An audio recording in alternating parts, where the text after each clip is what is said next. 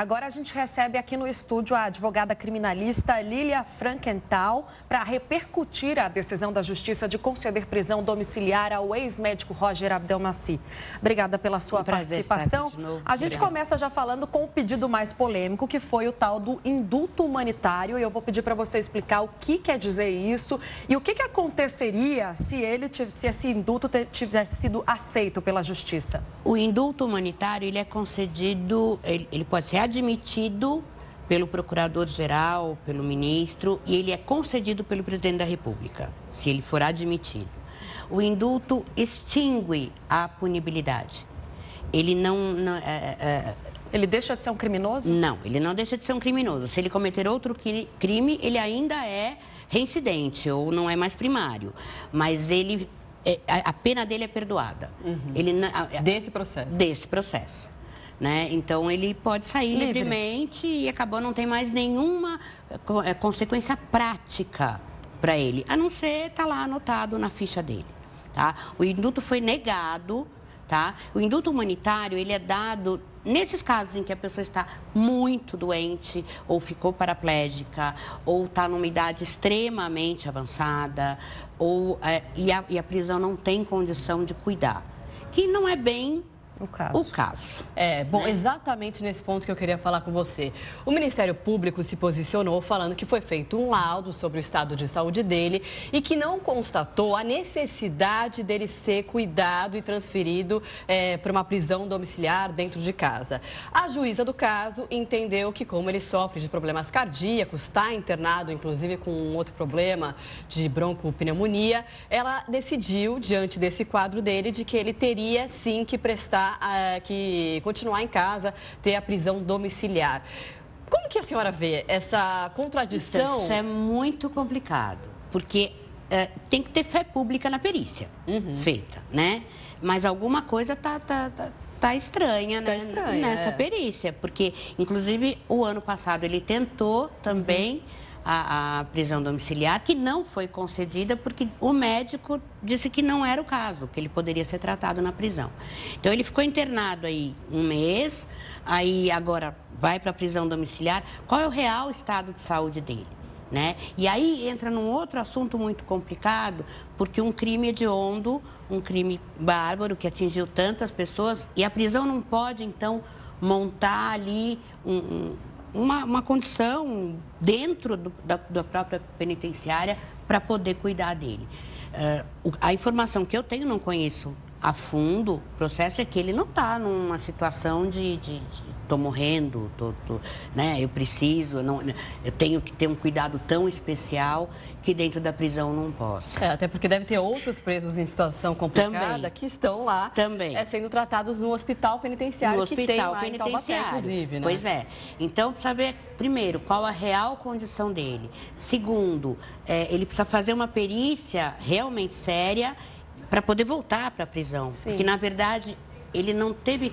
agora ele cumpre prisão domiciliar. Não é bem isso. Ele pode voltar a se melhorar. Ele pode voltar a se melhorar. Agora, quem vai dizer? É isso. Se ele está melhor ou não? Eu acho que teria que ter uma perícia bem séria, talvez 2 ou 3 perícias para desempatar, porque esse é um caso de clamor público e é um caso que, às vezes... e ele é médico, né? Então, a gente... mas dele, pela própria avaliação do Ministério Público que diz isso, inclusive eu até tenho aqui a fala exata do procurador, o promotor Luiz Marcelo Negrini, e ele assina o parecer. Primeiro ele assina um parecer totalmente contrário ao indulto humanitário e depois, a respeito da prisão domiciliar, ele fala que a perícia a qual Abdelmaci foi submetido não aponta a impossibilidade do cumprimento da pena onde ele já está recolhido, que é na penitenciária 2 de Tremembé. Pois é isso que está essa contradição. Na perícia do ano passado, eu sei que o próprio médico, e isso foi divulgado, que ele estava, sim, tinha alguma coisa, como outros presos têm, mas que não necessariamente precisaria estar em casa. Ele apresentou alguns aspectos depressivos, emagreceu e tudo, mas isso não era o suficiente. o preso... Que não passa. Que não passa. Não, ele não está numa situação agradável. Agora, do ponto de vista da legislação, né? É claro que as pessoas têm uma base legal, tanto é que a juíza teve essa decisão por meio das leis ali.